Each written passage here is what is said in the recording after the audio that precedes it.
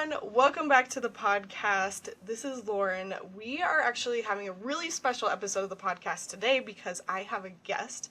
Karen Fox is here with me. She's the mentor that taught me everything that I know about psychic abilities. I went to her program, the Aspen Program for Psychic Development.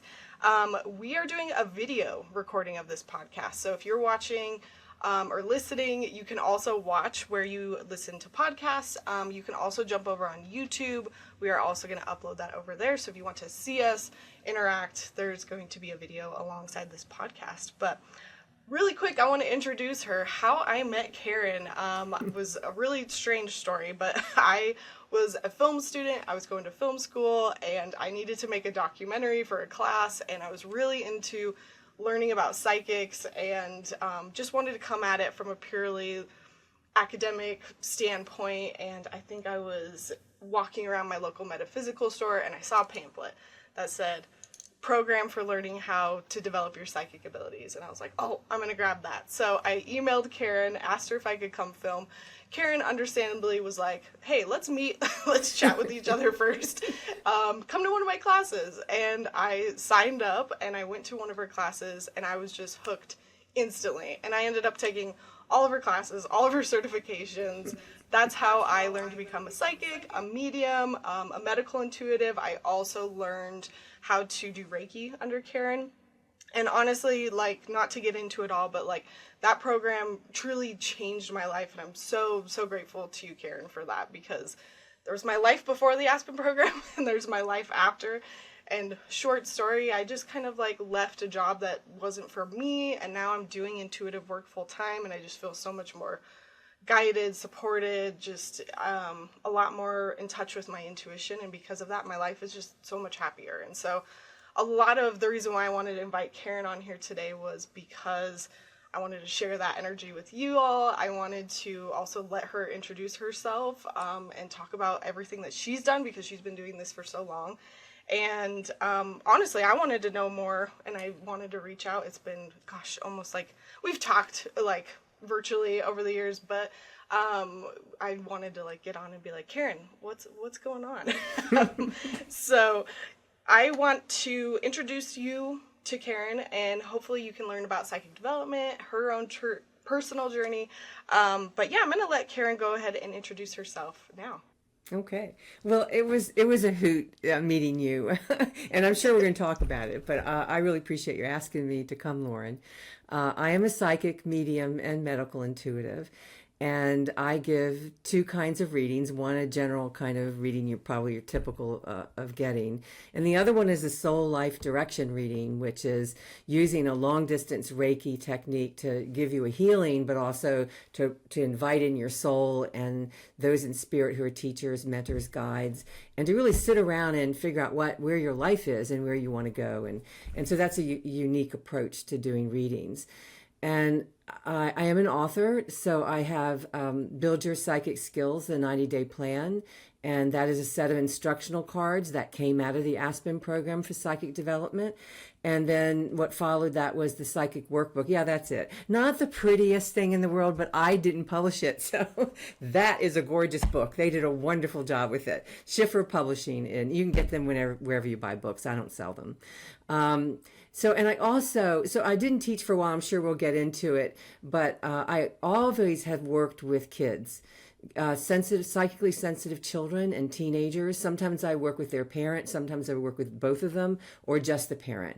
And that has led, in the last few years, I've written 3 books on for children with a parent guide that helps them with their kids who are psychically sensitive. So, and I'll be probably teaching virtual classes in the fall, starting in the fall. So that's me. That I'm so excited about that. And even the children books too. I'm going to have to look at those from you. But I am going to link all of Karen's stuff down below on the podcast on YouTube. So if you want to connect with her after this podcast, feel free. And can I just say that when you go on my website, you won't see anything about readings there. I pulled that off a long time ago. I go by referrals. I go by people who see what I do, and then they just email. They email or they put a contact form in, and I kind of prefer that approach right now. So okay, yeah, absolutely. Awesome. So I want to chat about how Karen discovered this because I think that's usually such a big question we all get asked as psychics. So I wanted to know, how did you first discover your psychic abilities? Well, I think like most kids, I was psychically sensitive. Didn't know what that word meant. In the second grade, I scooted over in my seat so my ghost could sit next to me. We didn't have the word spirit. All I knew was ghost from TV. Yeah. I knew things. I was aware of things, but I didn't grow up in a time where there was even much out there about that. I don't think it really hit me until I was almost murdered.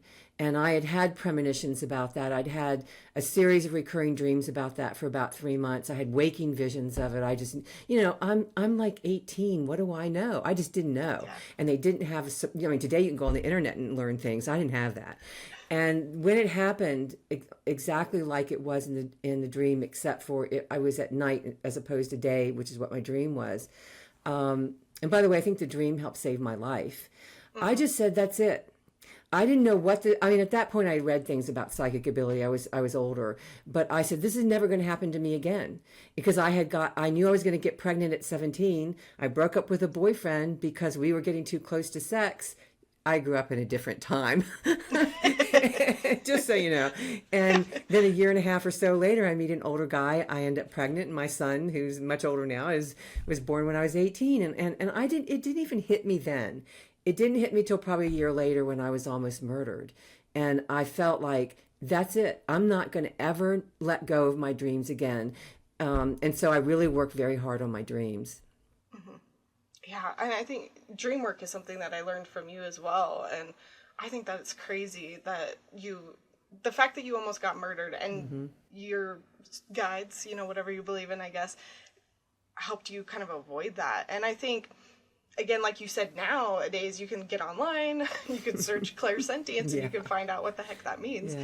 And back then, it makes me wonder, like, do you think your life would have been different if you had that knowledge of what psychic abilities was? I want to say first that I think we need to finally get to the point where we teach psychic development. And if you don't like the word, then use gut instinct or intuition, whatever it is. I think we need to teach it in K through 12 in higher ed. I just think it needs to be, my tagline in the Aspen program was taking the woo-woo out of psychic development because you have to take the woo-woo out to get the mainstream to accept it. And I don't think you have to be metaphysically or spiritually oriented or new age oriented to be psychic. I think I may have done something with it. Now, my father was teaching dream classes at that time. Both my father and mother in the church they were in. He's very progressive. That's great. But he used a more psychological approach, and I was having experiences of something, and I'd already had psychic experiences of the future. I knew things about people when I was younger. It wasn't just the pregnancy. Nobody taught me anything about that. And so, I think that would I still been attacked? I don't know. I don't think you want to develop psychic ability so you can control your life. I think that the dreams themselves prepared me because I had my hands up here, and when you put a wire around my neck, it cut nobody runs with their hands like this. And I still can see the cut on one hand. But I think that it's about using all of our minds. I mean, when are we going to figure out that psychic ability is innate in everybody? And we teach people about math and science. We should have art in schools. We should have music. We should have physical ed. And we should do intuition. And I think that's getting a well-rounded person. I don't think it necessarily means life is easy. Yeah. Absolutely. Yeah. And I think that a lot of people that find me on the internet are going through similar experiences where they're scared, they don't have the information, and so it makes sense to me that, having that base knowledge when you're growing up might be helpful. Yeah. And something I'm going to navigate soon. My kiddos are now 4 and 6 months, so approaching that. I just can't believe this. I know, right? Yeah, because I've been gone since 2015 from Colorado. So when I know somebody virtually, you don't get to see their life. So exactly. It's cool. I'm going to have to send you a picture later. Yeah, that'd be cool. You said dream work led to your abilities kind of growing, and that kind of advanced your journey. You also had a dream about your grandmother. Would you talk about that? Yeah, probably about a decade after having been attacked.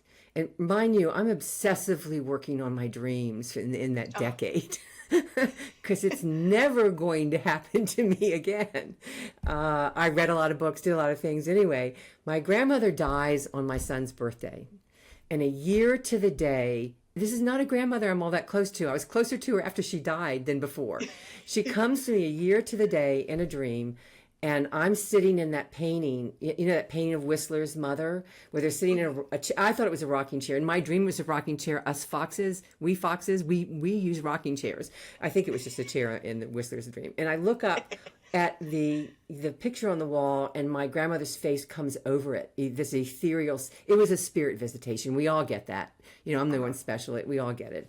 And she starts telling me all the talents I had when I was a child, and the thing about me being psychic, and that my mother knows about that. Go ask her.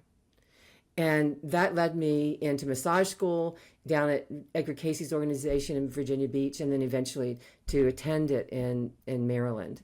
The Edgar Casey, who was the most famous psychic of his time, well documented, even did readings in the White House for a president.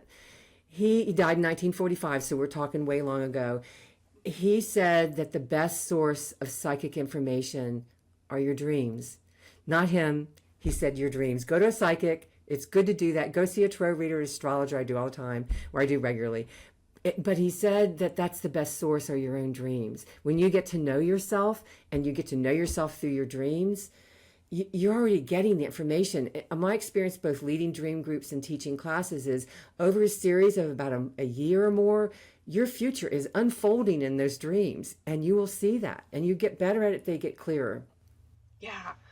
I love that, because when I learned about dream work through your program, I think that's one of the few things I often come back to. And yeah, it can be a lot cheaper than going to a psychic every single night or day, Mm-hmm. And I think that ultimately your own intuition best, and the more you can work with that, you don't always have to become a professional reader or again see a psychic every day. You can use literally the tools at your hands to just figure out your dreams and then talk to your guides. And you were not the only ones having experiences when you attended massage school, correct? Yeah, it was real interesting. I went to school in the late 89, 90. It was a 1.5-year program. They had a body-centered psychotherapist on staff. Their focus was you touch the body, you're stimulating emotional dynamics. And so they really wanted to focus on that. Now, when I had a fieldwork project, which they made all of us do, I wanted to talk about the idea that you touch the body, you touch the soul. They thought I was weird, but I've always been viewed as weird. So they taught us that the first thing you do is you hold their head and you make a connection. They never said what that meant. But for someone who has an innate psychic kind of ability, I'm sitting there putting my awareness into their body, and I'm feeling them, and I started having psychic experiences immediately. I don't know if we have time, but I have one of my homework clients, because you had to have homework clients and you had to write them up, the notes up. Every time I was working on her, didn't matter, as I moved around the body, there was a nun on the other side, and she's got her hands in the habit. She's got one of those habits, that they don't really wear all that much anymore. And she's bowing down, and I'm thinking, I'm making this up. Same thing all these students think when I teach them. This is not, and I'm at that point immersed in psychic stuff, but I'm thinking, no, that I'm making this up. So it wouldn't go away. So at the end, the homework client wasn't really someone I knew all that well, but I knew enough. And I just said, is it okay if I share something that came to me while I was massaging you? And she said yes. And I told her about the nun, and she started crying. And I thought, oh my goodness, what have I done? and she said, my marriage is sexless, and she was really upset. Needless to say, she's not married to him anymore, but that was going to happen anyway without my help. And I started writing this stuff that would come up during my homework, the psychic stuff, and we had to give notes about, the physiology, the tightness of muscles, and how we handled it, all that kind of stuff. But then I had a section on these experiences, and they weren't making notes on them. They made notes on all the other stuff, but not this. And I finally asked one of the teachers, I said, so I'm writing these notes, but you all aren't giving me feedback, and I need help. And she said, we've talked about you, Karen, and we don't know how to help you. Oh, great. So I actually started getting help from a mentor who actually I had gotten readings from, and she was willing to help me and did that a little bit. And by the end of the first year, which would have been a year in, 6 more months to go, it was clear that well over half of the people were having psychic experiences, and the teachers just started sending them to me. You know, you do enough inner work, and we're doing both body work and what's going on emotionally. You know, you can't help but open up the psychic sense. Trauma is stored in the right brain. You work on trauma and doing the kind of work we were doing with massage. It was tapping trauma. Doesn't do that for everybody, but our school was focused on psychological dynamics in the body. Then that gets released, and you are more psychic. I would tell you, you want to be more psychic? Deal with your stuff. Absolutely. Yeah. That's something I definitely learned from you. And I mean, that had to have been so scary to like experience that and then go to the people above you and they're like, Oh we yeah, don't know how to help you. we can't help you. Like, okay, great, Okay. thanks. Oh yeah, they didn't know what to do with me. But you know, today I'm sure they're doing this stuff. So I'm not, you know, they're doing the whole spiritual dynamic, the idea that you see something while you're giving a massage. I mean, come on, but that wasn't happening then. So I mean, it makes sense too because your body, it holds that and we can hold all that energy. And I mean, even it's just reminding me of like when I went to get a massage once, I mistakenly mentioned to the massage person that, oh yeah, I'm a psychic and I do this. And then she just unloads all these things she experiences when she gets a massage, and I'm there like trying to get a massage, and she's like, wow. oh, and what about this and what about that? It's like, I'd love to talk to you about this after. Oh, but wow. Yeah, but like when I'm getting one, be quiet. Yeah, gotcha. Exactly. A lot of people I've met over the years that are psychics opened up in massage school. Yeah. Oh, that makes sense. When you were working with those students, how did that kind of like move you into your next phase of your journey, like working with those people? Well, I had a 5-year practice before I went to grad school where I was doing both typical massage therapy and energy work, which was more conducive to doing medical, intuitive, psychic work. And it's interesting because I would give the students some suggestions of how to handle like when they pick something up or whatever. But I also had been in an Edgar Cayce study group for like a decade, and some of us were getting kind of bored. And a small group of us spun off and created a group where we wanted to develop our psychic abilities. And by the way, Edgar Cayce was approached by a group of people who said they wanted to learn to be psychic like him. And you know, he was a very Christian, kind of different. He was a man of his times. The first chapter in his book that to help people become more psychic was the word cooperation, and I thought that was really cool because to learn to cooperate, you have to learn to connect. I'm not sure that's why he did it, but it's interesting. So this group sort of spun off. We added a few people. There were about 8 people max. And we would have people come to the group and just visit us, and we would read them. Or maybe we just had somebody's name because they didn't live in the D.C. area, and we would read them. And we all together did it. So no one person was responsible. There weren't tons of books. There weren't courses that I knew of. We didn't have an internet. I come from pre-internet days. And so you had to figure it out on your own. And this was a wonderful group. And I'd recommend whether you want to be a professional, just develop your abilities, get a group. Yeah. Makes a big difference. Absolutely. And I mean, even though I teach online courses right now, I always in those courses I'm like, get in person, practice.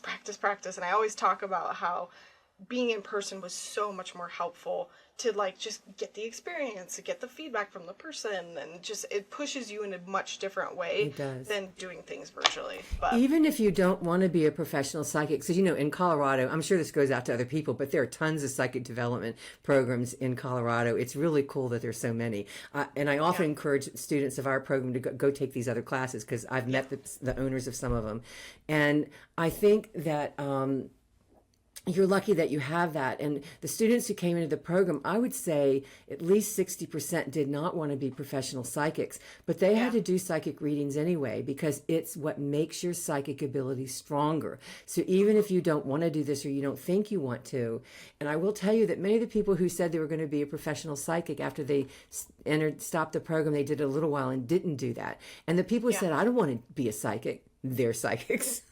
So you never know. But you make it stronger when you force yourself to stretch your ability and you force to get past your limitations or your self-doubts.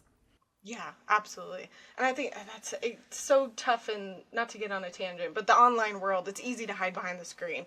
It's easy to hide behind your email or just kind of send Yeah. out a recording and just not connect with like Yeah. the person that you're reading. And I kind of got sucked into that a little bit, but I had to go back to my Aspen Program roots and really like push myself to be in person. I think it's so cool that you got a group together and you even found people that were like-minded and wanted to do that. And I will say for the listeners, I'm in Colorado. Karen's in Virginia. But when we met, she was in Colorado. And so the programs that we're talking about were kind of based here. And we'll get to that in a minute. But I think you were an assistant professor next. And you had even more dreams about your job. Do you want to share that? Well, yeah, I went, well, after the 5 years that, we were in this, doing psychic work, I was doing individual work, medical intuitive work. I went to graduate school because I wanted to understand body healing and child sexual abuse because that's what my research was on. And then, because I just was ready to leave Florida where I did the master's, I just kind of said, okay, I'm going to go do the PhD. I mean, most people go do PhDs because they want to be professors. I went to do the PhD because I wanted to grow my ability, my intelligence, my mind, my worldview. And God, it was just, if you could skip undergraduate and go to graduate work, you're going to have so much more fun because you sit there and you talk and you explore, you write papers, you don't have to memorize, and it's a wonderful experience. So Yeah. I left Syracuse, New York, and ended up in Colorado, and I was an assistant professor there, and I had premonitions, I had dreams, I'd sometimes wake up in the morning and, I said, I'm going to lose my job. I mean, and I thought, okay, I'm a lot older now. So I'm not that 18-year-old that had the dreams about getting murdered. I'm now older and I know better. So when you ask the question, if we had more knowledge about psychic ability, would my life have been different? Well, probably, yeah, duh. But that doesn't mean that that just fixes everything. And I've seen students think, if I'm really, really psychic, then I won't have problems. So I did everything. This time I looked for jobs. I applied for grants. I got myself on a grant to stay in. It was just in a different part of the university. And it just didn't matter. Even my horoscope said, you're losing your job. And I had already decided that I miss doing this deeper kind of work. And so I'd already started attending hypnotherapy training in Longmont, Colorado. And so a year later, they're closing the entire department. And it didn't matter that I had it's a long story. So just because it can help you prepare, but it doesn't mean you're going to change the outcome. And I would never have done this work if I hadn't lost that job. And quite frankly, what I started doing was hypnotherapy. And then on the side, because I've done readings on the side for quite a while, I just did them on the side. The thing is that people, when I was a massage therapist in 1990, they joked that I was, a sex worker or something. I'm thinking, have you ever had a massage? Why would you think about sex? You can get a massage. And in hypnotherapy, every time I introduced that that's what I did, they said, oh, you make people cluck like a chicken. And I said, no. Now we understand it. But why do I always get on things at the very beginning when they're ridiculed? Fortunately, they still ridicule psychics, so I still, we can talk about that. But I did the readings on the side, and this hypnotherapy wasn't growing as much, and I just got more of that. And so that sort of took over, the psychic stuff took over my life. Yeah. I love that.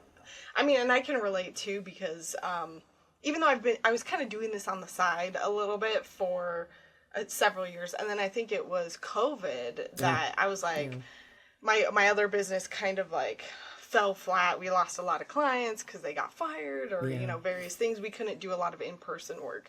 And so I was like, well, I have the choice. I can rebuild this or completely be brave and put all of my energy into my psychic business. And I chose to do that. And I think that I wouldn't be here, like you said, if I hadn't had that intuition or that gut feeling to just move. Yeah. Obviously, COVID kind of pushed it on us, but well, and you're a good example of someone who never intended to be a psychic. You come in to do a documentary in the Aspen program. Yeah. And I remember one of them, I think Diana Jacobs, or you were doing some kind of, a coach was there with, I think, a student and someone who had volunteered to be read.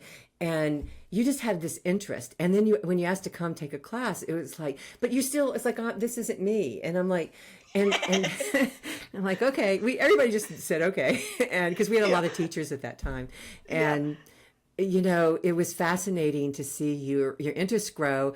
And then I remember when people would get readings from you, because we had volunteers that would come and get readings. They didn't pay for them. But what they had to do is fill out evaluations, written evaluations. Yep. And I remember people even coming up and handing me the evaluation and telling me, you know, she's so young. I didn't think she would know anything.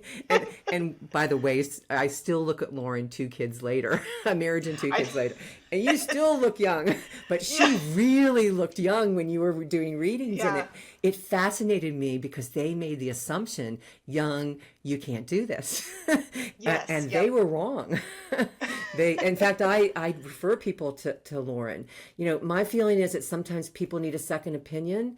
Or sometimes they've seen me too much, or I fire them, and I just think because they've attached too much to me, and I've sent them to Lauren, I send them to other graduates of the program. Edgar Cayce said, when you have a major life decision, go get 3 types of readings, whether they're psychics, a tarot reading, an astrology reading. There's so many, a tea leaf reading. Yeah, we had someone doing tea leaf readings in our program.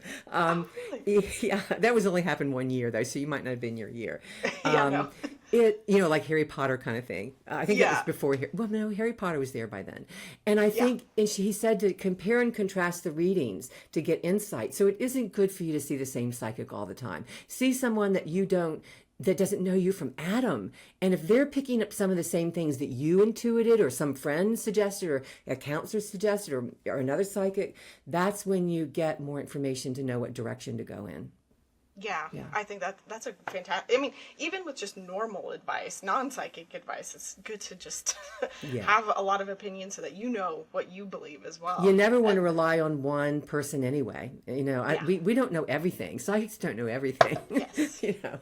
Well, and I love that about you, because you were always like, I think you said something along the lines of like, I'm not your guru. Like, please go see other people. And I always loved that because at the time I was going to other classes, and some people would be the very opposite of that, and they'd be like, you need to come to me and I know everything.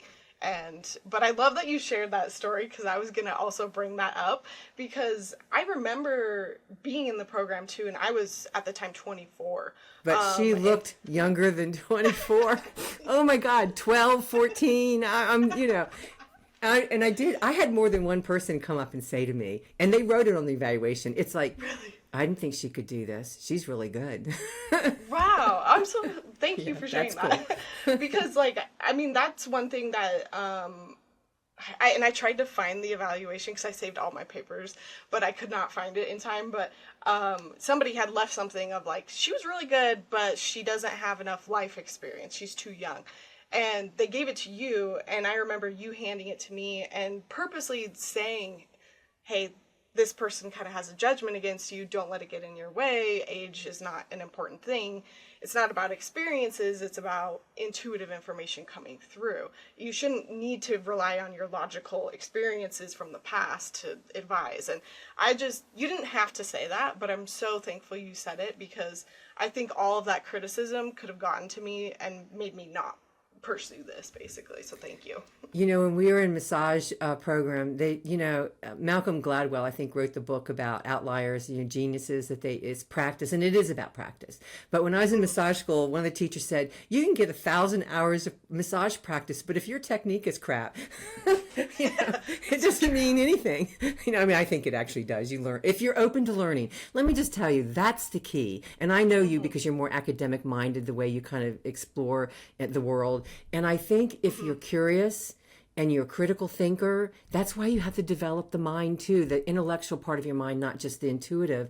You will be a better psychic. And I knew that coming in, that you had that kind of, because I've talked to you and your husband. You're very intelligent. Yeah, I was going to say that I always explain that as my Virgo-ness. And that made me wonder, for everyone that's listening, do you know your astrological placements? Oh yeah. I know that's Well, I'm not an astrologer. If I don't know okay. somebody, I don't know anything about a sign, but I'm a Yeah, Taurus. you're a Taurus. And Okay. I had a psychic one time. No, well, she was a psychic. No, who was she? She might have been an astrologer. She was an astrologer. She said to me, "You can't possibly be psychic." And I'm like, "Ugh, because a Taurus isn't psychic." And I'm like, so No. I actually asked an astrologer, and she says, it's like when I took I had you all take the Myers-Briggs personality test. Yes. Yeah. And if you take that, if you're an INFJ like I am, it says that you're the intuitive one. You're the intuitive personality. And I'm like, no, no, no, no, no. Everybody's intuitive in different ways. Yes. So if you look at the 16 personalities from the Myers-Briggs, we did this. Usually there are about 5 or 6 types that would come to a psychic development program. I thought that was fascinating. And I worked with a couple therapists to understand how someone who is an INFJ versus an INTP or would be different in their psychic ability. And so astrology is the same way. In fact, I did finally talk to another astrologer who said, "Who told you that?" Because it matters where all the other planets are. And I don't know anything about that. I wish I did, but I don't. Yeah, very recently got into it, and I'm in love with it. And basically, my chart literally says you would have probably gotten into this work essentially, and it's very funny how I kind of gravitated into it. And yeah, it's like it's cool how you got in. But, yeah. And one thing I love is that you always put Karen Fox PhD on your book, on your workbook, and even in the courses you would put it on all of the class note or class pamphlets, whatever they're called. And you always made a point to really like emphasize your PhD, and I'm curious how that helped you as a psychic back then or even now. Well, when I started teaching, I wanted to bring psychic development into the mainstream. And I thought by having the PhD credential, and Syracuse may not be an Ivy League school, but it's not podunk either. And I hope that would help to bring some more legitimacy to the psychic world.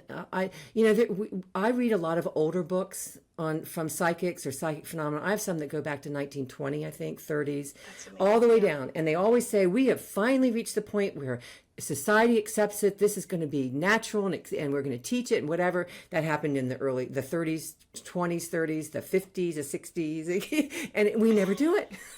So because I want to see it mainstreamed. I really do want to see it taught. I want the woo-woo taken off. You do not have to be a metaphysical, spiritual, new agey kind of person or pagan or Wiccan to be psychic.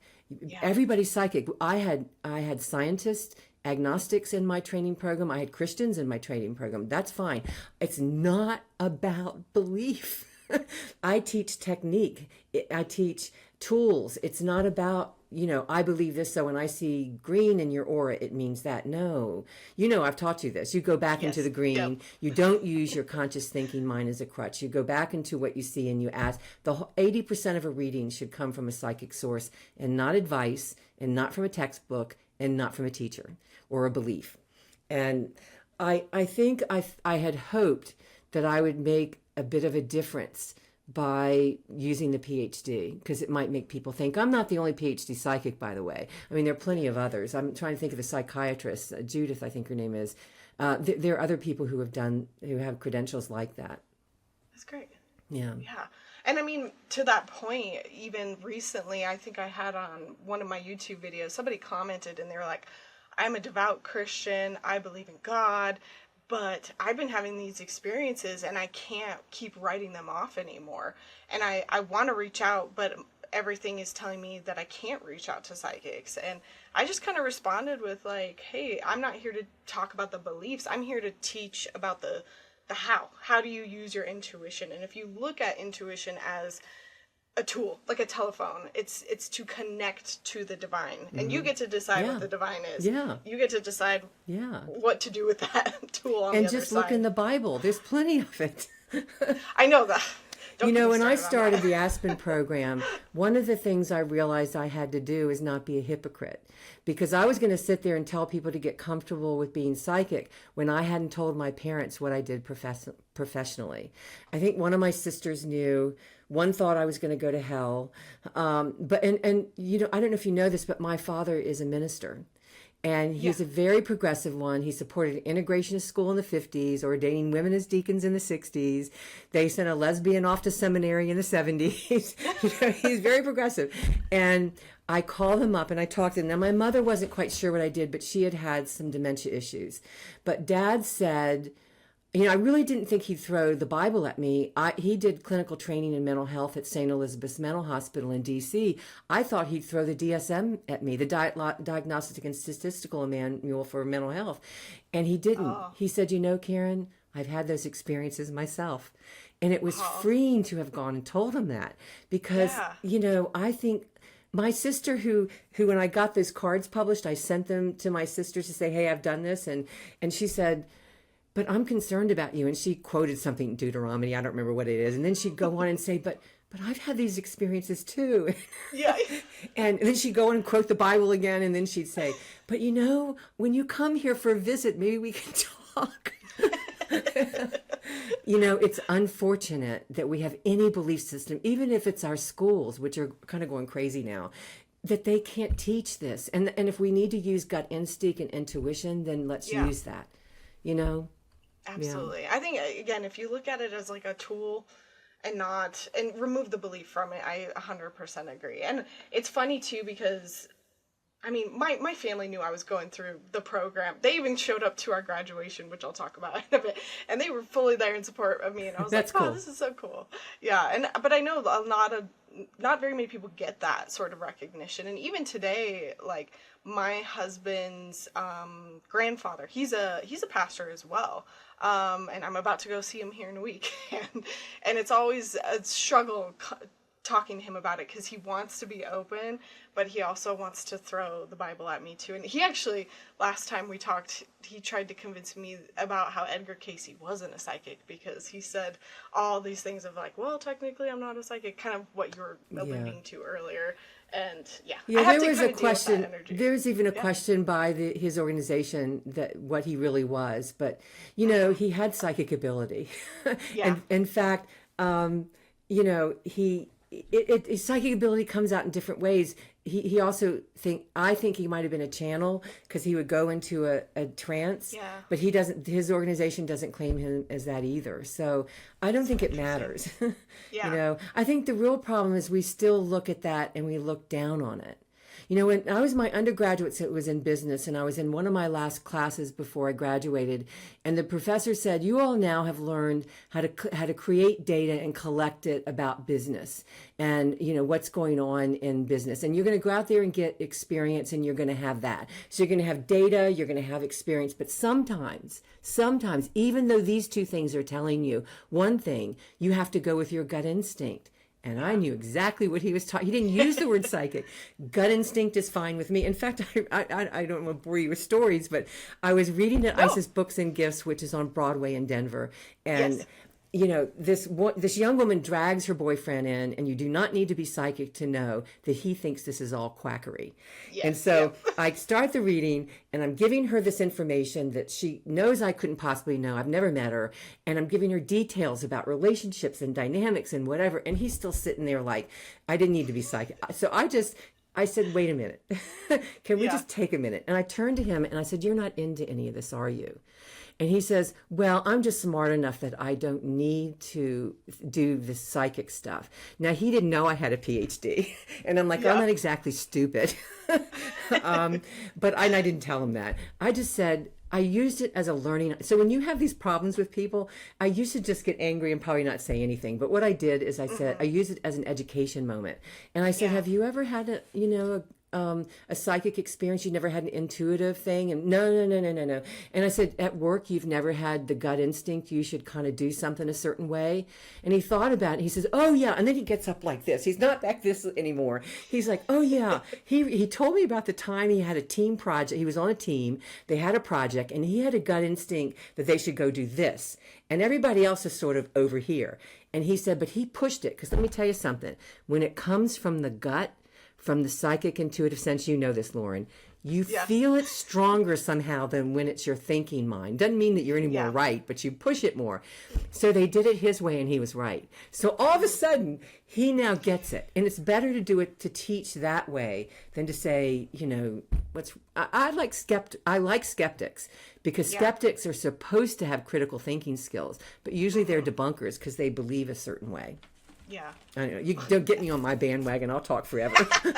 But I was just about to say, I love how passionate you are about it, because I totally agree. And like, I think it's such a huge diffuser as well, because I go and I do parties and I have people all the time that, say stuff like that. And I try to be like, I'm not pushing anything on you, but yeah, I use it as an educational thing. And Yeah. I'll be like, well, have you ever thought about somebody's going to call you like right before it did? Or you just like had a feeling about, I don't know. Or I'll just your give kid is examples. getting into something. Just wait, Lauren. You're going to know everything. Oh my God. I know. My son couldn't get away with much. He got away with some. But and like when he was about 20, 21, and Yeah. he didn't get married till later his 20s, I just had to pull it back because it just wasn't fair to him. Yeah. And That's yeah. a good point. I'm not there yet, but I'm sure I will be. It's Wait gonna till be they a get very older. interesting time. But you ask any mother, and I'm not saying it's just a mother's instinct. Sometimes you Yeah. just know to call someone, or or like my cousin who knew he should call his mother, and she died a few hours later. He wouldn't have been. They were in different cities. He wouldn't have been able to talk to her if he hadn't Yeah. listened to that. My own son just had a feeling. He calls his father. He didn't know his father had COVID. His father died the next day. I mean, there's every reason to do this. Every reason Yeah. to develop your abilities. It's natural in everyone. I couldn't agree more. I think that, again, a lot of people are like, well, I don't want to be a psychic. I don't want to be a reader. It's like, you don't That's need to do fine. that. Yeah. Use it to Yeah. help yourself with day-to-day stuff. Yeah. But I think I want to talk about the Aspen program next. So we've talked about it a little bit in the podcast so far. This is the program that I found Karen at. So Karen, what led to the program? How did you make it, create it, decide to bring it into being? Yeah. Well, I was getting calls. I was doing a lot of psychic readings and still some hypnosis. I was teaching hypnosis for your health at Arapahoe Community College. I tell you, the only reason they let me do that, you think about psychics, even hypnosis was viewed with askance. They saw the Ph.D., they saw my peer-reviewed articles, and they said that's the only reason they let me teach. I'm like, geez. So I had started getting calls for people to teach or mentor them, and I said, I didn't have the time, but it was also that if I taught, and I did tell a few people this, I was going to teach for children because I didn't want kids to go through what I went through, which was a lot of teasing and making fun of. You're so sensitive. I can't tell you how many people in the classes I've taught that said they got that as a kid. Yeah. And then my own grandchildren, I was told by an astrologer that one was going to be very psychic, and he really is. That's what one of the first books are about with the children's books. And finally, I got a call from Dan Sage, who was a high school teacher at, is it William Smith in Arapahoe County in Colorado? And he said, I'd like you to come talk to my paranormal class. And I'm like, this is a public high school. That's great. And it would have been probably 2009 or something like that. And he had a 2-week, he's a social studies teacher. He had a 2-week paranormal studies class. And he wanted them to understand what it was like to be a psychic. And I think the owner of Isis Books and Gifts had referred him to me. So I go over and talk to these kids. I give them an exercise. I read some of them. I'm reading high school students. They are doing readings. I was in seventh heaven. I drive back home to Lakewood and I'm like, oh my God, the way to get to kids is to teach adults. I mean, I'm not that stupid really, but I realized that I had wanted a class, and I did start. My first classes were for kids and their parents, but I'd get calls, and they were at Isis Books, and I would get calls and they'd say, well, I'm a grandmother and my kids aren't in Colorado, but can I come to your class?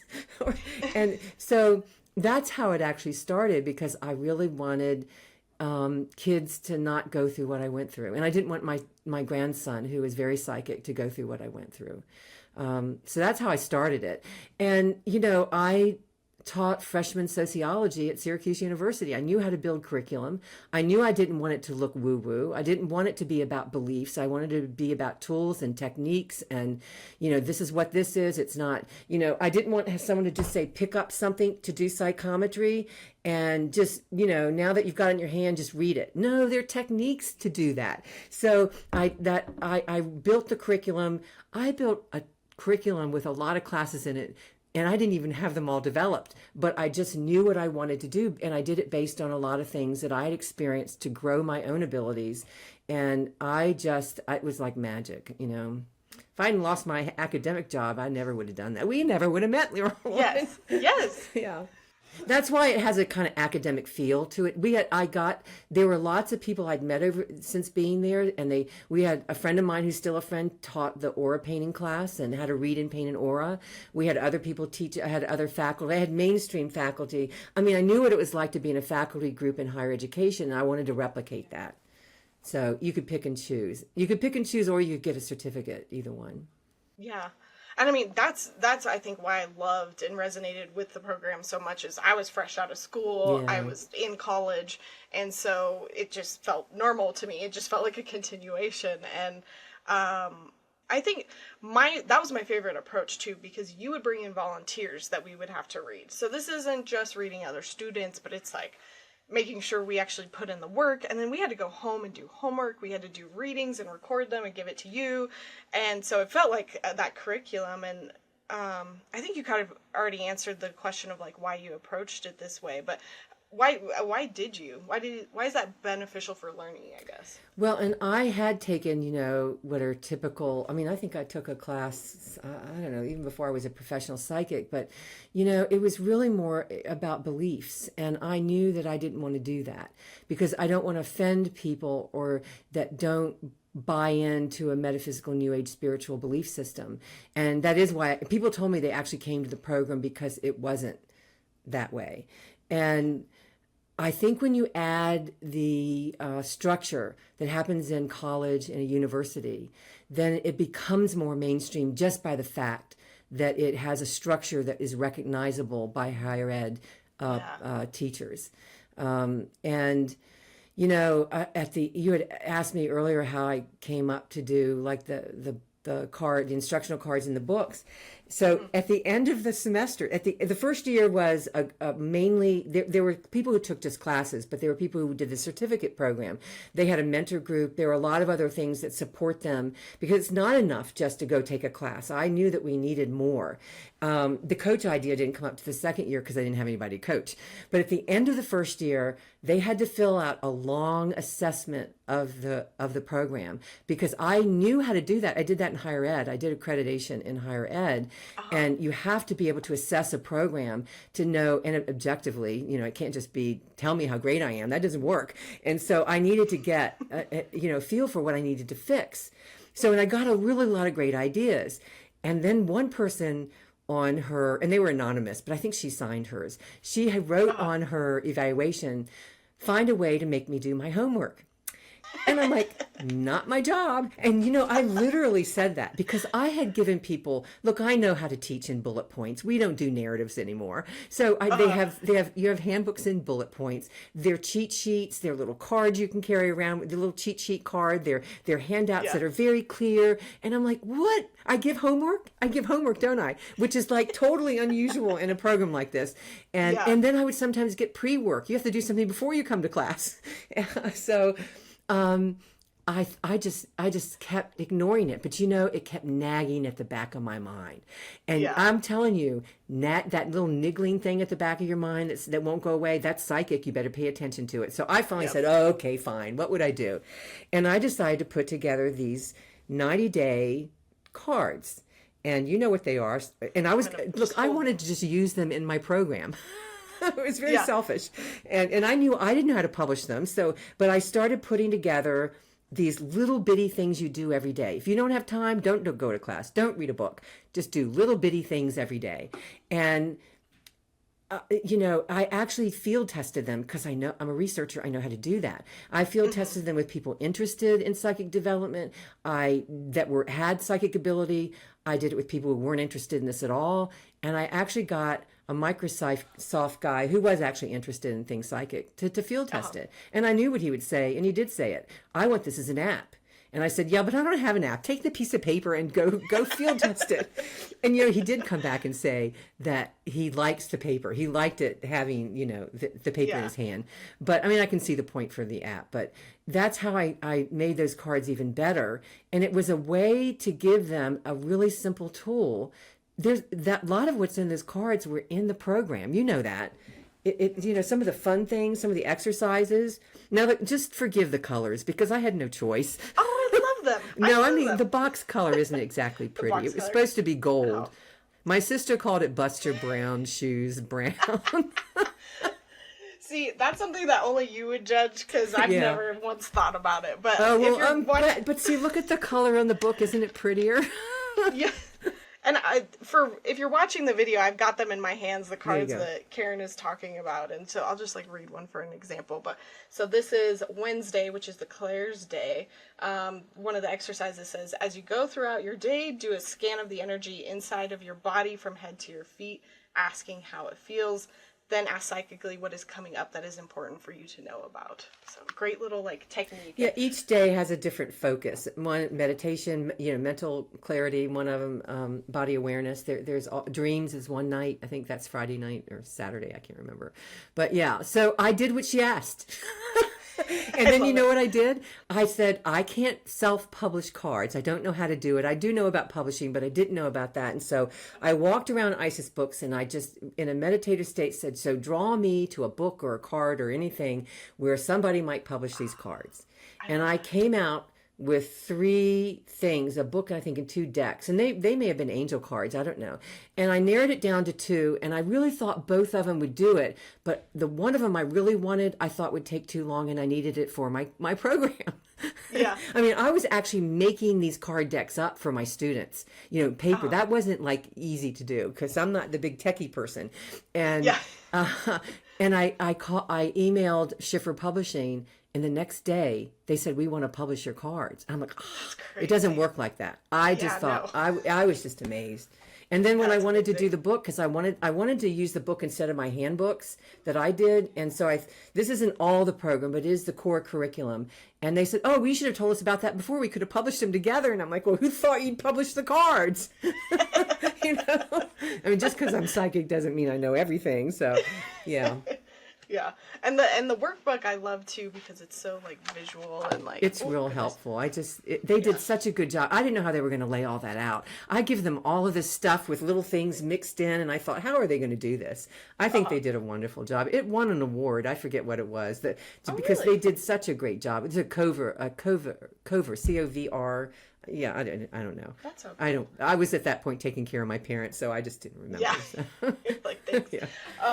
Well, and I think it's great too because even though the program is not around anymore, which we'll talk about in a moment, but these cards are still, and your workbook is still here to help people. They are. And I think that's huge. And I wanted to say also for context, the Aspen program was a program that you would go to and you would take multiple classes. It wasn't just a one-day thing. You kind of mentioned that it was, I felt like it was almost every weekend of my life for a year. Yeah, it could be. You could pick and choose. You didn't have to do a certificate program if you didn't want to. Exactly. And I did them all, so it took every year. or every And there's faculty. Year. One year we had a lot of faculty, and it just helps to bring in different expertise. It shouldn't just be me. Yeah. And how many years was that going on? It started in 2010, I think 6 years. I left at the end of 2015. Okay. Yeah, and I was there basically 2014 and I graduated in 2015. So I was there that last year, I think. What was your favorite part about leading the program?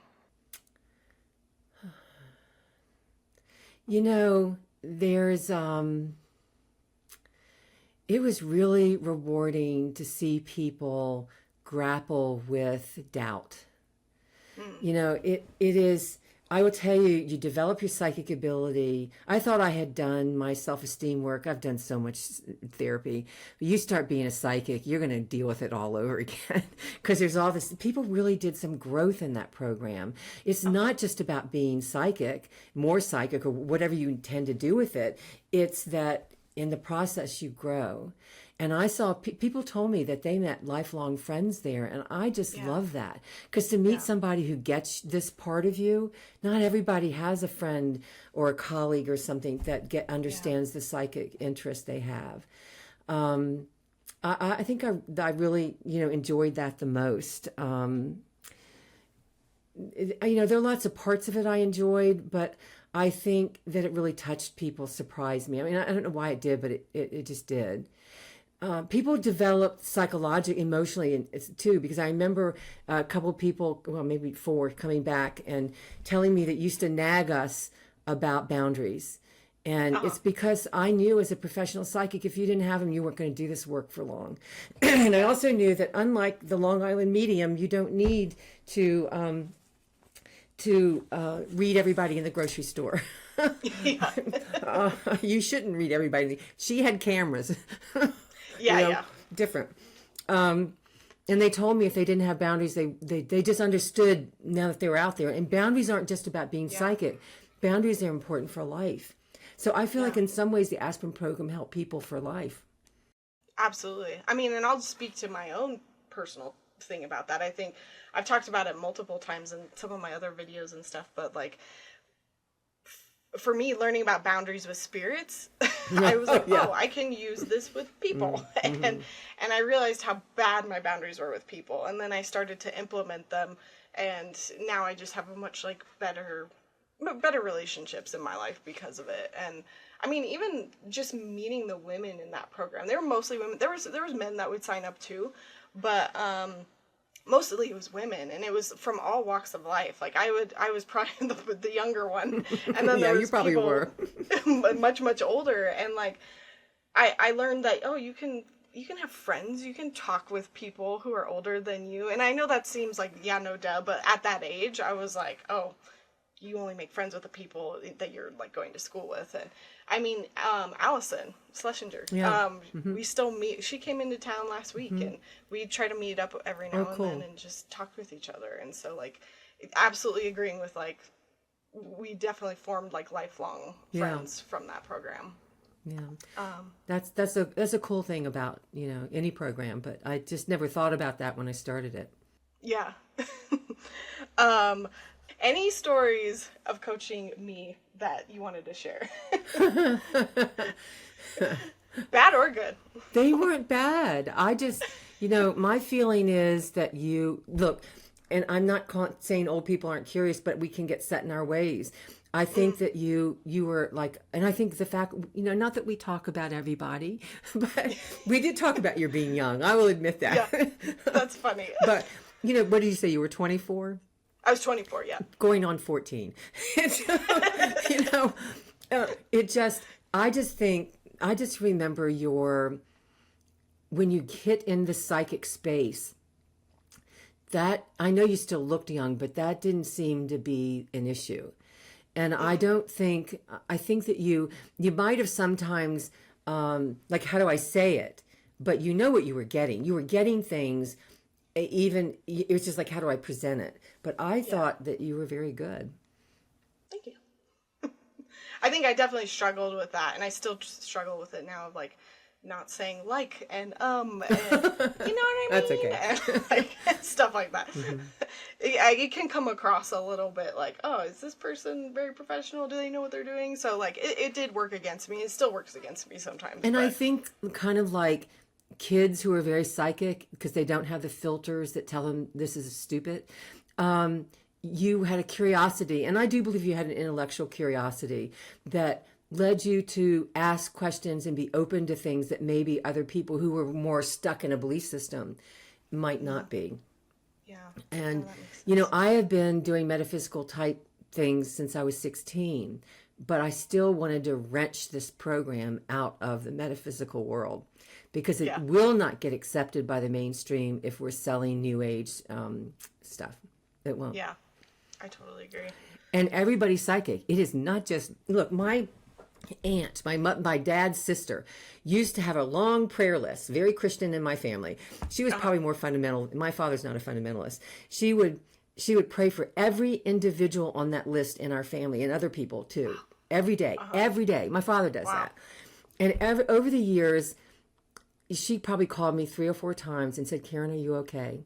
She was right every time. Now, she would never call herself psychic, but she knew when she was praying for me something wasn't right. One of those times, I had been pruning the roses in my house in Lakewood, and I stepped on the railroad tie, and I didn't know there was a wasp nest underneath it, and they came after me. Have you ever had wasps? They don't go away just because you're running. Yeah. Yep. I had these great big welts on me. I was terrified. So she called. She knew. Yeah. You don't have to call it psychic. It's fine with me. Call it prayer. I'm okay with that. Yeah, absolutely. Well, in the program, we talked about it stopped in 2015, and I get so many people asking me, oh, where's the program? Where do I sign up? And, I felt like I left it just at the time where it was peaking. I remember many. Did you ever read at the Metaphysical Fair at the Merchandise Mart? I never did. Nope. There was maybe one time a dozen graduates of the program reading there or doing Reiki there, and Yeah. people who were professional psychics wanted to be Aspen coaches, which would have been fine with me, but they wouldn't have known my philosophy. Yeah. You'd have to know what you need to instruct them on. Yeah. And there was an excitement about it. And I tried to get my family to understand what I left back in Colorado. I don't think they ever really got it. But I came home for a visit, and it was clear my parents needed help that my 3 sisters they couldn't do. They were helping. They too lived close by. But I just came home. The house sold in 2 months, and I was here in 2 months by the end of the year. And they were grateful. My father kept saying over and over again, thank you for coming. I mean, I knew they needed help, but I just figured that would wait, Yeah. And I think when you come home and you're fresh with it, you see things the sisters here didn't see. And he would, for 3 months, tell me, thank you so much for doing this. I couldn't do it much longer because Mom had breast cancer. And, and I come back, and I did teach for a year. And I thought I would open another Aspen program. It was really hard to close the Aspen program down. Yeah. And I did that in 2016 or 17 because Mom needed more help. And I just didn't have the time. My father, who's 101, doing fine. He does his own finances. He's like, he's like, you'll never die. And recently I have one of my sisters said it's time for you not to do it all. And so he's going to live with her. And I thought, oh, wow, I've been working all year on doing virtual classes. So I don't know. I love that. Yeah. Sometimes you have to take care of, family. Absolutely. I mean, sometimes there's things more important, and I think everyone can probably understand that. And I'm sure if you bring some courses out, people are going to be very interested. I'm interested. Oh, good. Well, they'll probably be for way below your ability. But it always helps to refresh. You had asked me about psychic detective crime and stuff. Yes. Yeah. Recently, sometime last year, I took a class from Nancy Weber, Nancy and Weber. Okay. There was a show on TV called Psychic Detectives. I think it was in the 90s, not the 80s. And Nancy Weber, I just out of the blue, I said, I'm going to go check her website because she was one of the good psychics. And Dorothy Allison was too, but she has passed. Dorothy Allison read the JonBenet Ramsey murder. She talked about that on TV. Oh, and she's passed now, though. Nancy Weber, Weber is a little old, but she teaches. I shouldn't say she's old, but she's older. I think she's 80 or 80-something. And it was really cool to just meet her. Yeah. She has such an ability with reading crimes. Really, really talented. And there's a book called The Blue Sense, because that's what cops call it. They call it The Blue Sense. I want to talk to you about so many things. But, fun fact, the JonBenet case, because that was in Boulder, right? Mm-hmm. Yeah, Boulder, Colorado. At that time, I was the same age as her. I looked like her. And we had several people come up to my mom and be like, oh, my God. And she's like, no, this is my child. This is Lauren. I didn't know that. Oh, my goodness. So it's weird freak side story. But that is really weird. Yeah. Wow. Yeah, I'd love to talk to you more about crime stuff. Maybe in the future, maybe we could do a follow-up. Yeah, we could do that. That'd be fun. Be different. I would love that.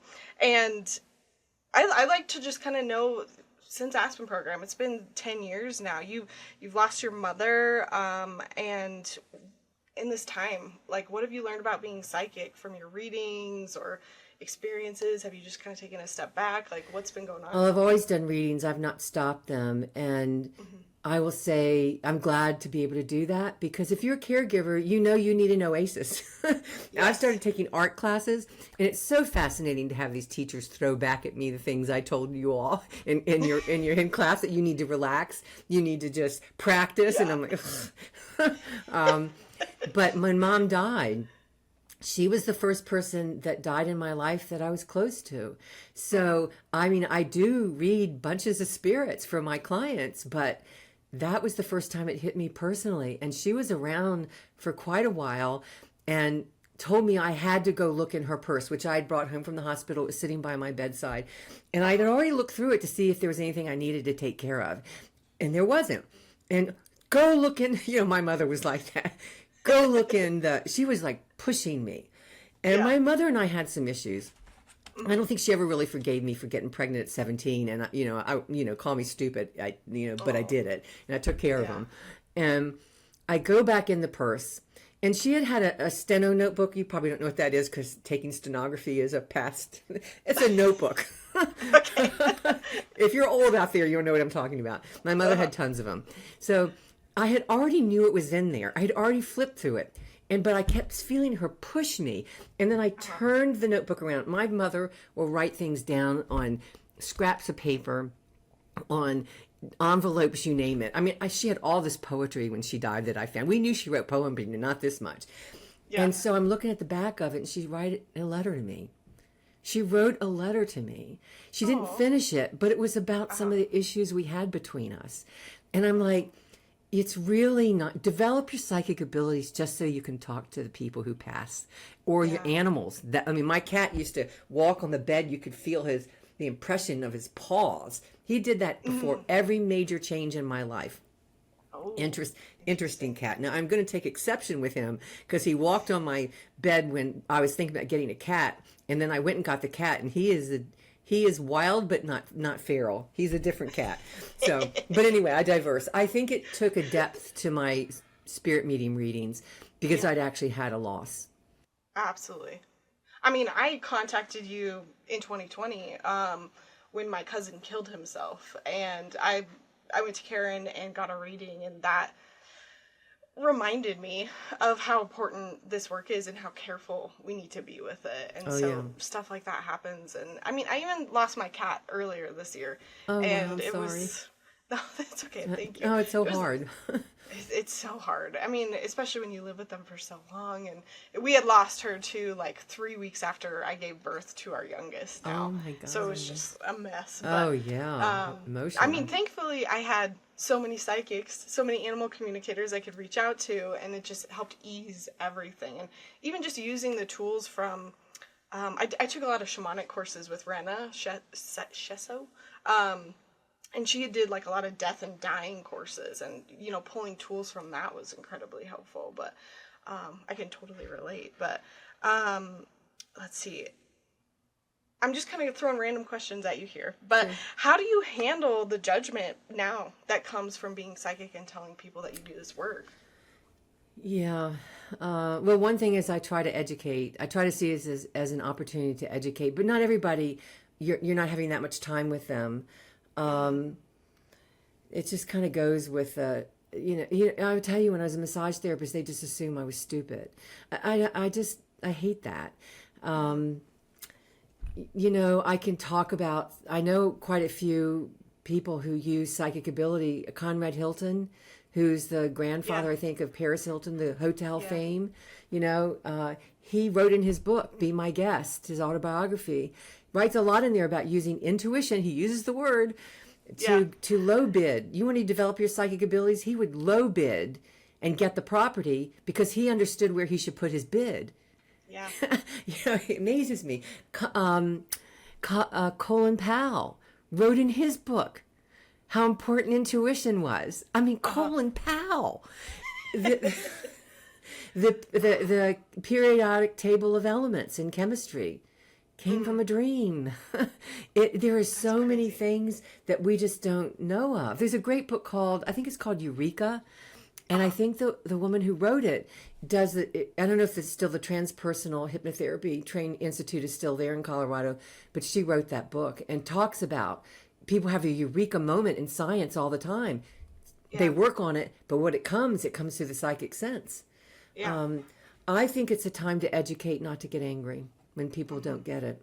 And to not take it personally, which I guess I probably still do. But I think being a caregiver, there's a lot more toughness in me than there used to be. Yeah. And I'm like, you want to think about me that way? Just go ahead. I mean, you do have to develop thick skin with this work, You do. unfortunately, and I'm always learning that.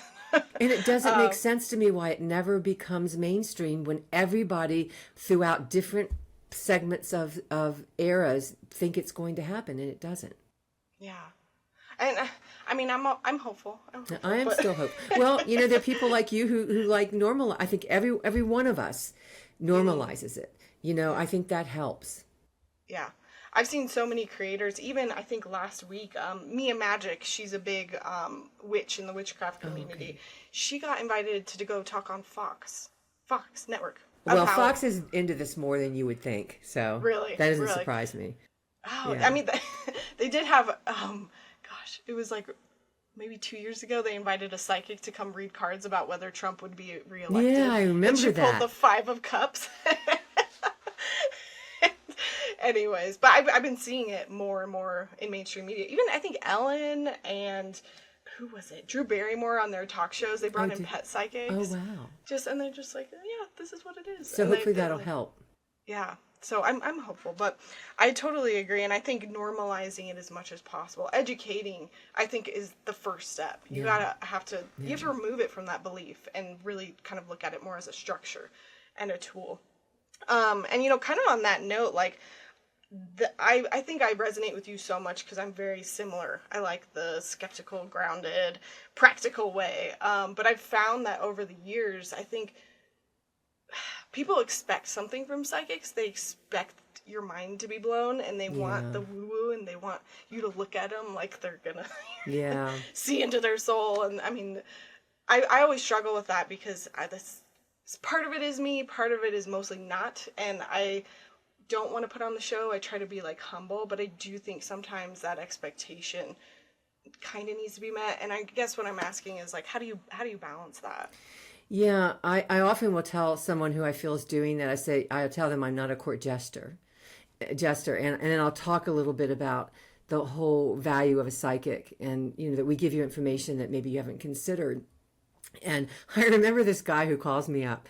And he says, so I want to bring my date to a reading with you. And I said, what? And I said, and so how long have you known this girl? And, oh, this is our first date. Oh. And so I told him, because he thought it was going to be that kind of circus atmosphere of, I'm going to hocus pocus and look in, and I could get a crystal ball, but, I could put a turban on my head. But that's what he thought, because I was reading at Isis Books, and he thought it was going to be some, magic. And I said to him, so what happens if I read you and tell her something about you that look, I'm going to tell you whatever get. I have a philosophy.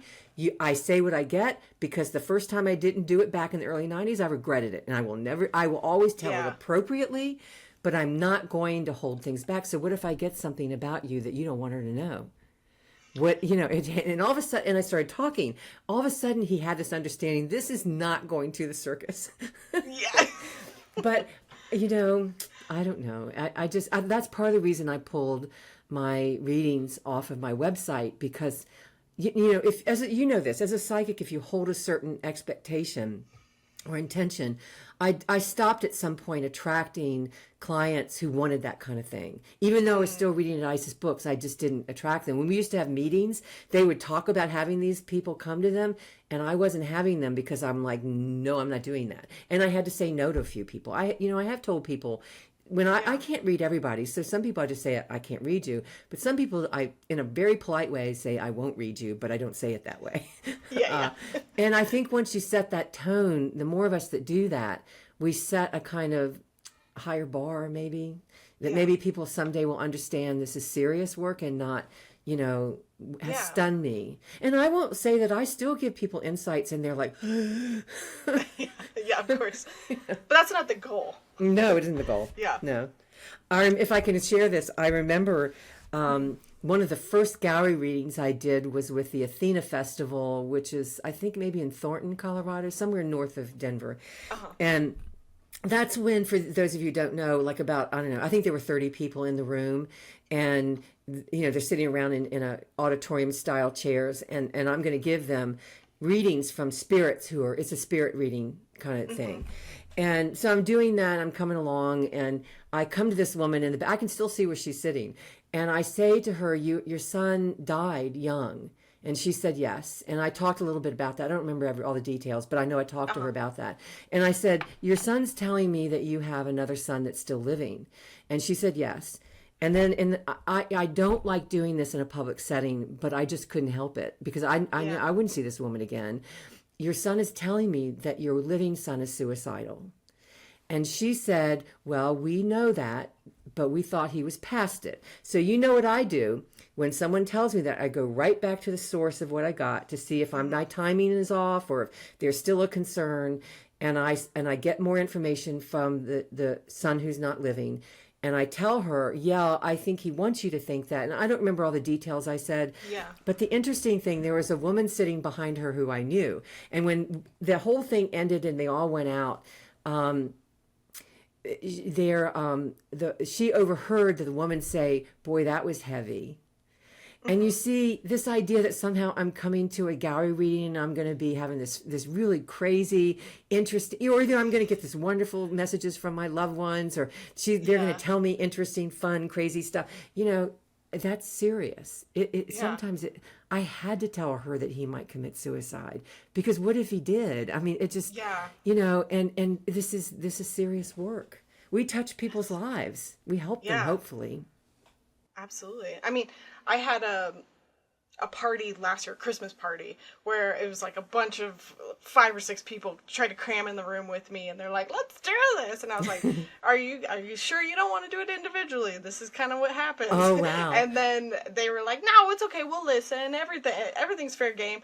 And of course, every reading was just like getting into everybody's really dirty secrets and stuff. And then the energy, I remember at the end of that, everyone was like, well, all right, thanks. They walk off, go back to the party. I was like, it's not like you're not going to give some positive things, but if they're having life struggles, you're going to read the life struggle. Exactly. And I learned when you don't share, first, it's not your place to not share. I got a reading, I was in Colorado at this time, not in Virginia, and I knew he wasn't sharing something. I could feel it. The other person with me said the same thing. And I'm like, you don't have a right to own that. I'm not responsible for the person that comes here. You choose what to share and not to share. You're taking responsibility for their life. And you don't want to do that. And and I also remember the first, that group I told you about in the early 90s that we met for about 5 years or 4 years. I remember this woman coming to the group, and I got that she was afraid she was being abducted by aliens, UFO aliens. Yeah. And I didn't say it because I thought, well, if she isn't, she's going to think I'm crazy. And if she thinks she is being abducted, or if she thinks she isn't, she's probably going to think because a psychic said it, because we're supposed to know everything. It's true. And then if I say I did get it, she's going to think, that she is, and now she's going to be more worried. And I did, and I did eventually tell her afterwards, but don't ever not share something. And it's so important to do it appropriately. But psychic readings are not games. Yeah. Now I can do funny things. You want me to keep it on that level? I could do it, but I think it's fine to do that. I've done parties, I've done fundraisers. I'm careful at fundraisers not to dissect their inner being. Yeah. But I intentionally keep it up here. Yeah, no, I get that. Because, even I've done like kids' parties sometimes, which I've always found very interesting that people would invite a psychic to an elementary school party. Wow. But anyways. Wow. I think you can do it. Yeah. And I of course just didn't get into the deep stuff. We just talked about, the fun superficial stuff. Things. Yeah. And I'm going to go back to this because I find it very interesting that gallery reading, you picked up on somebody about to commit suicide because it was in your program. in the Aspen program, we had to read a gallery setting style. Thankfully, it wasn't just me up there, but it was me and a couple other students. But the night before, you told us dream about it, see if there's any messages for the group. Of course, I have this horrible dream that somebody was going to jump off the building and kill themselves. They tried once, but were saved. And then the second time, they were going to do it. And I just woke up knowing that this second time was about to happen. And I came in early, and I was like, Karen, what's going on? And you gave me the advice of like, well, still make sure it's for somebody here. Make sure you're absolutely sure. And then remember all the things, that we taught. And it came up towards the end. I was like, I think it's this girl. Like, it wasn't her, but it was like her friend. And they both like started crying, and they knew exactly who we were talking about. So that's a weird synchronicity that both of us in the gallery reading had that going on. And so I don't know what my point is. It's weird. And you may have touched their lives and helped them, or maybe not. It's just you share what you share, and you don't take ownership of it. And yeah. So imagine making people who didn't want to be a professional psychic do a gallery reading, but if you took the spirit medium certificate, I made them do it. And it's because it just helps you grow, Yeah, it was one of the more profound experiences I've had with my I'm glad. abilities. It was very cool. Let's see. Kind of wrapping this up. What do you think the purpose is for you for having these abilities and sharing this with everyone in your life? Gosh, that's a good question. At different time periods, I suppose I'd answer the question differently. I mean, I do really still have this desire to mainstream the psychic sense, that everybody has it, and develop it. I think it was to teach. I've taught many things. I've always been a teacher, and this is just another thing. I learn something and then I go teach it. Yeah. But it's interesting now that I'm older. See, I took that psychic detectives class from Nancy Weber, and I met somebody on it, and we sort of formed a group of people who were interested in well, at first crime detective psychics, but we got into other things. We do dream work, and some of us are like 50, 60s, 70s, and we're beginning to look at death because it's closer to us than it ever will be to you, Lauren. You're going to be 50 and not look 50. But Robert Moss, and I would suggest if you want to look at some books or get some education on dreams, Robert Moss is one of the preeminent people on dream work. And so I got his, you've heard of the Egyptian Book of the Dead. He wrote the Dream Book of the Dead. It's about dreams. And the more and he says this about dreams, but it's also about the psychic ability.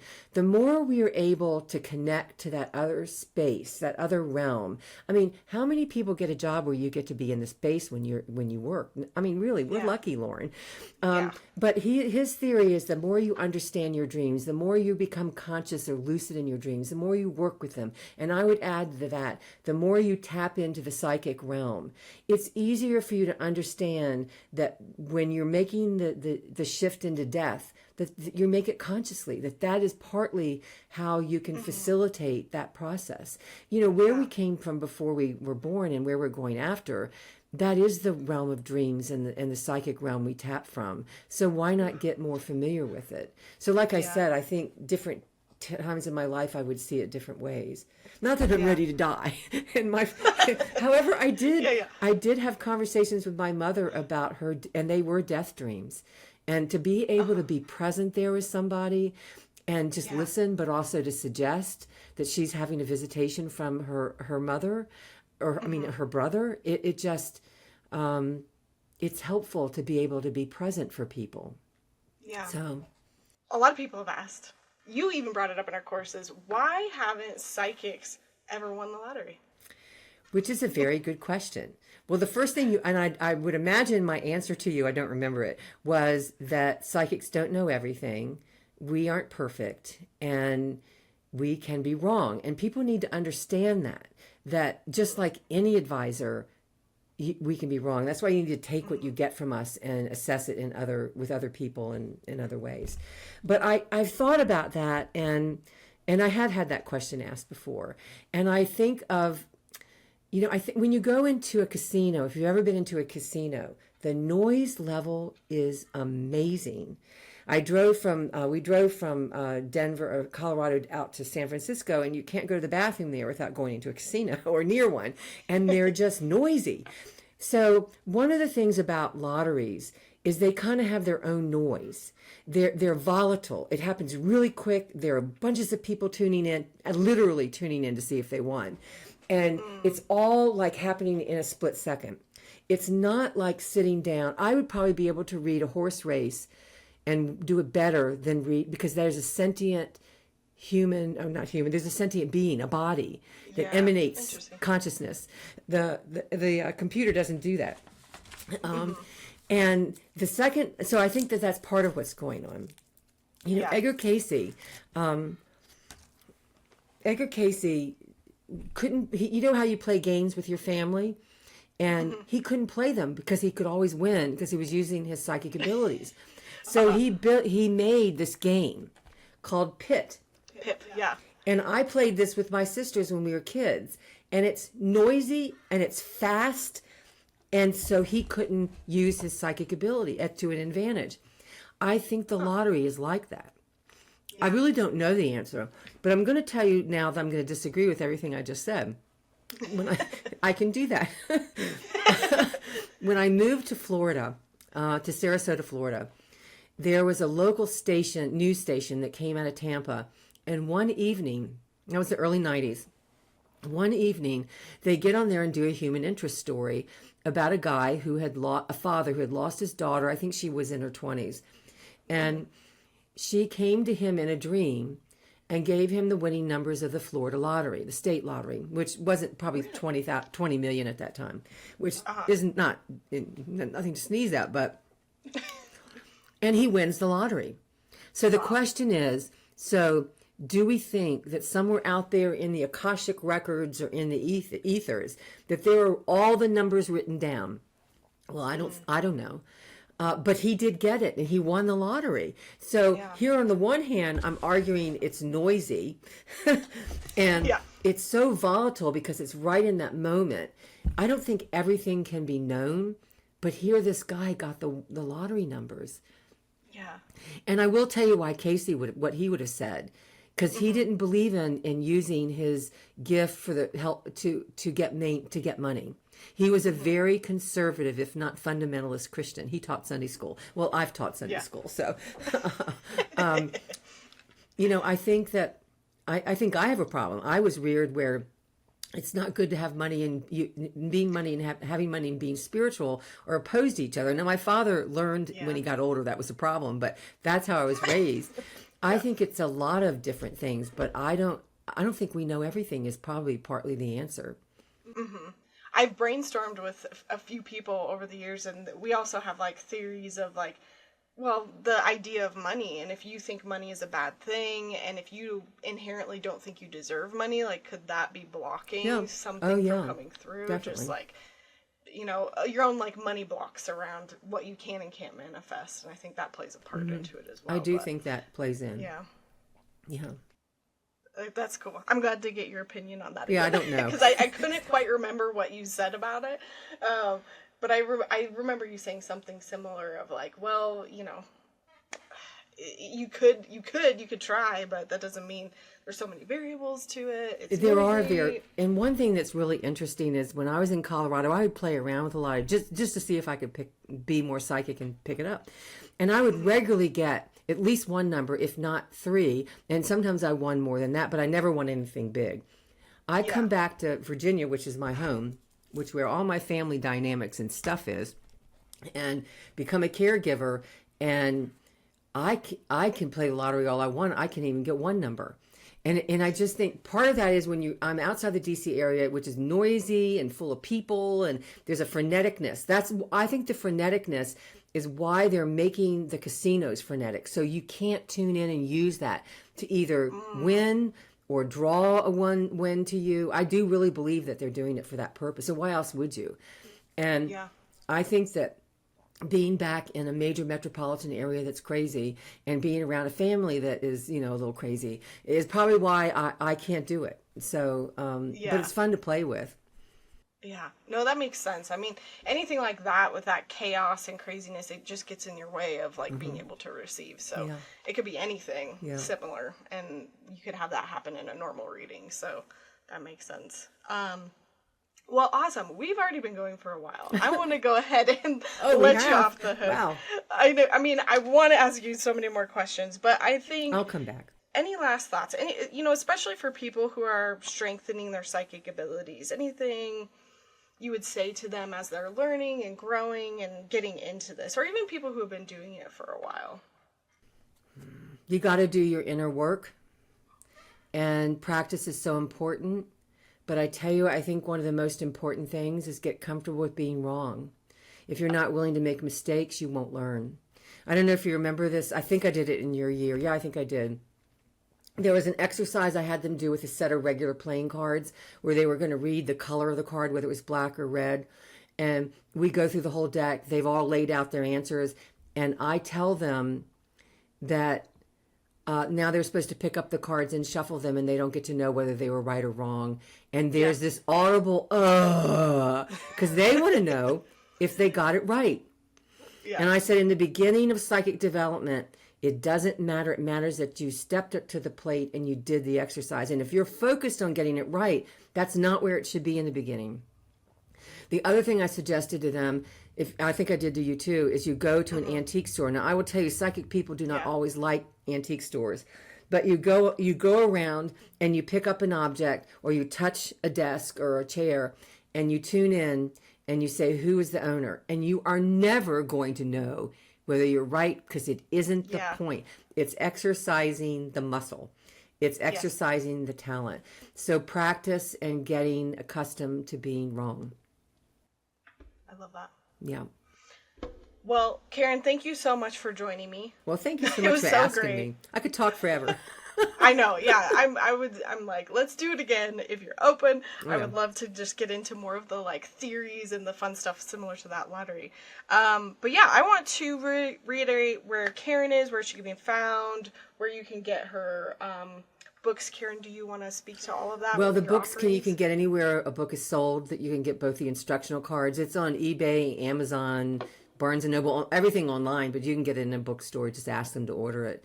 My website is psychiciq.com, and I think that has my phone number on it as well. There's a contact form there. You can just send me a content. If you want to get on my email list to know about the classes or get a reading, just put it in the contact form. Yeah. And Karen's got a great newsletter too that she sends out every now and then that I think is definitely worth signing up for. So awesome. Well, thank you so much, Karen. This was really cool. Thanks so much Lauren for inviting me. I'm so happy you're doing this work full time. Oh, thank you. Yeah, again, it wouldn't have been for you or your program. So and endlessly COVID. Grateful. And COVID. And COVID. Yeah. Oh, COVID. It has good things. Okay, I look for the good. Yeah, that's true. Well, thank you all so much for listening. I hope you enjoyed learning about Karen and all of what she is about. Please remember that you can follow me on YouTube. You can also follow me on Instagram. You can follow this podcast. Feel free to give it a rating. Let me know what you thought of this episode. And just keep in mind, you can also book me for private sessions as well as get into my psychic development courses online. Thank you all so much for listening. I hope you enjoyed this podcast as much as I loved making it. Thank you again, Karen. And I will see you in the next podcast. And hopefully we can get Karen back on for more. Let me know what questions you might have for her if you would like to see that. Alrighty, thanks for listening. Bye.